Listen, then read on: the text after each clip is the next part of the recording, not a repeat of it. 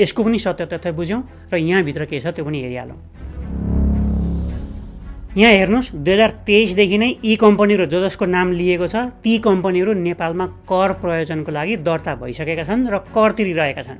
राष्ट्र ब्याङ्ककै तथ्याङ्क अनुसार पनि महिनै पछि यी कम्पनीहरूले करोडौं रुपियाँ ट्याक्स बापत तिरिरहेका छन्। अब सञ्चार मन्त्रीकै मुखबाट सुन्नुहोस्। कर तिरिरहेका छ भनेर मात्रै हुँदैन नि। पहिलो कुरो त हामीले हाम्रो मुलुकमा कर तिरेको छैन भन्ने आधारमा सामाजिक सञ्जालको रजिस्ट्रेसन गर्न खोजेका होइन।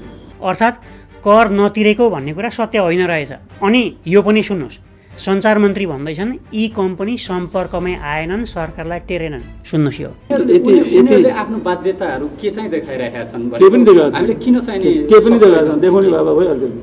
के देखाएन त्यो त अहङ्कार हो उनीहरूको। यो अहङ्कार हो या चाहिँ सरकारले चाहिँ सरकारको नीति ऐन कानुन संविधान नमान्ने भन्ने कुरा हो होइन। अहिलेसम्म आएको छैन।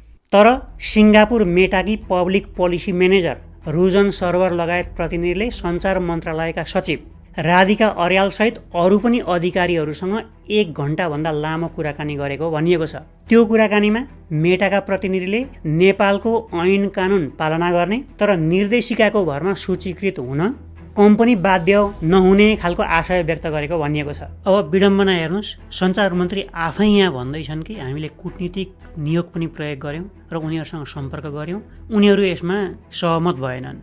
कूटनीतिक माध्यमबाट कुराकानी गर्ने संवाद गर्ने भनेर प्रयत्न गर्यौँ, त्यसमा पनि उनीहरू सहमत भएन। मिटिङ पनि भयो, त्यसमा उनीहरूले ठुल्ठुलो कुराकानी गरे, नेपालको संविधान नमान्ने कुरा गरे, नेपालको कानुन नमान्ने कुरा गरे, हामीले बनाइरहेको सामाजिक सञ्जालको बदखुवाई गरे। नेपालमा दर्ता हुन आउँदाखेरि के भन्छ, हामीले उनीहरूसँग कुरा नै गऱ्यौँ नि, तेरो संविधान पनि मान्दैन, तेरो कानुन पनि मान्दैन, तिमीहरूलाई पनि मान्दैनौ। एकछिन अगाडि आफैले उनीहरू सम्पर्कमै आएनन् भन्दैछन्, फेरि एकछिन पछाडि आफैले उनीहरूसँग कुराकानी भयो तर सहमत भएनन् भन्दैछन्। अगाडिको कुरा पत्याउने कि पछाडिको कुरा पत्याउने, अगाडिको कुरा सही हो कि पछाडिको कुरा सही हो, एउटै मान्छेले कुरा किन यति बिघ्न बदल्दैछन्, के छ कुरा? अब मैले अघि नै भनिसकेँ, यो सरकारले जे डन्डा चलाउँदैछ त्यो निर्देशिकाको आधारमा चलाउँदैछ। यो कानुन बनिसकेको छैन, यो संविधान होइन। अरू देशले गर्दैनन्, अमेरिकाले गर्दैन, ती कम्पनीले चाहिँ नेपालको कानुन मान्नु पर्दैन, नेपाललाई हेप्ने? आउनुहोस् अब त्यसको पनि जवाफ खोज्नेतिर लागौँ। वास्तविकता के रहेछ त्यो हेरौँ। पहिलो कुरा, नेपालले अहिले ल्याउन खोजेको कानुन सबै देशमा छैन। अन्तर्राष्ट्रिय मिडिया कम्पनीहरूले प्रत्येक देशमा स्थानीय प्रतिनिधि राख्नुपर्ने नियम छैन। तर India, Brazil, Turkey, Pakistan, Vietnam, China, Russia, Iran देशहरूको नाम हेर्नुहोस्। ती लगायतका देशहरूमा चाहिँ नेपालले अहिले ल्याएको जस्तै गरेर स्थानीय प्रतिनिधि राख्नुपर्ने, मोडेरेटर राख्नुपर्ने कानुन र नियमहरू छन्। यी देशहरूमा सामाजिक सञ्जालले त्यहाँको सरकारसँग ट्याक्स तिरेर र कम्पनी दर्ता गरेर मात्रै पुग्दैन। एउटा कन्टेन्ट मोडेरेट गर्ने व्यक्ति र सरकारले भनेको बखत कन्टेन्ट हटाउने मान्छे पनि चाहिन्छ स्थानीय। बाहिर देखाउनको लागि ती देशहरूले यो काम सामाजिक खलल नहोस्, कानुन पालना होस्, सामाजिक सञ्जाल रेस्पोन्सिबल होस्, व्यवस्थित होस् र गलतलाई कारवाही गर्न सकियोस् भन्ने नियतले ल्याइएको भन्छ बाहिर बाहिर। तर वास्तवमा भित्रभित्रै चाहिँ सामाजिक सञ्जालमा सरकार विरोधी कन्टेन्टहरू छन् यदि भने तिनलाई दबाउन, तिनलाई हटाउन र मोडेरेट गर्नमा प्रयोग गरेको छ यी नियमहरू, यी कानुनहरू, यी प्रतिनिधिहरूलाई। अनि अमेरिकामा चाहिँ फेसबुक र युट्युबले यस्ता प्रतिनिधिहरू राख्नु पर्दैन, त्यहाँ चाहिँ यसरी दर्ता गर्नु पर्दैन, यिनले त्यहाँको कानुनलाई चाहिँ मान्नु पर्दैन भन्ने पनि प्रश्न छ। त्यहाँ पनि दर्ता हुनुपर्छ, कम्पनी दर्ता हुनुपर्छ।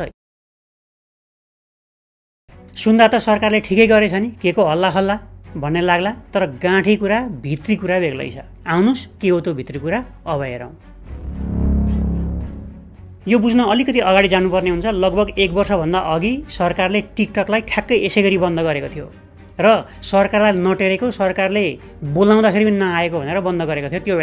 त्यो बेलामा पनि ठ्याक्कै यस्तै विवाद भएको थियो। जनताहरू 2 भागमा बाँडिएका थिए, कसैले राम्रो कसैले नराम्रो भनेका थिए। त्यो बारेमा मैले एउटा भिडियो नै बनाइसकेको छु, त्यो भिडियो हेर्नु होला, लिङ्क तल राखिदिएको छु। त्यो बेला टिकटकले सरकारलाई पठाएको चिठी म यहाँ स्क्रिनमा देखाउँदैछु, त्यो चिठी मैले यो भिडियोमा पनि देखाएको थिएँ।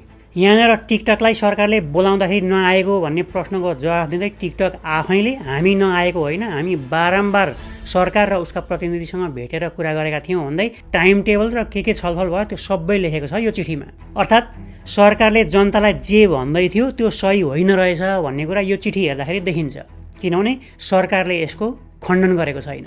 त्योभन्दा पनि महत्त्वपूर्ण यो चिठीको 6 नम्बरमा छ। यहाँनिर हेर्नुहोस्, यहाँ भनिएको छ 2022 को अक्टोबरदेखि 2023 को जुन अर्थात् 9 महिनाको समय अवधिभित्रमा झन्डै 30 लाख भिडियोहरू, पोस्टहरू हामीले हटायौँ नेपालबाट। त्यो मध्येमा केही कम्युनिटी गाइडलाइन भायोलेसन भएका थिए भने केही नेपाल सरकारले नै अनुरोध गरेको कारणले हटाएका थियौँ। अर्थात् नेपाल सरकारले टिकटकलाई लाखौँ भिडियोहरू हटाउन लगाएको थियो। किन हटाएको थियो र कस्ता भिडियोहरू हटाइएका थिए त्यो अहिले एकैछिनमा चर्चा गरौँला। जब टिकटकले नेपालमा एउटा मोडरेटर र स्थानीय प्रतिनिधि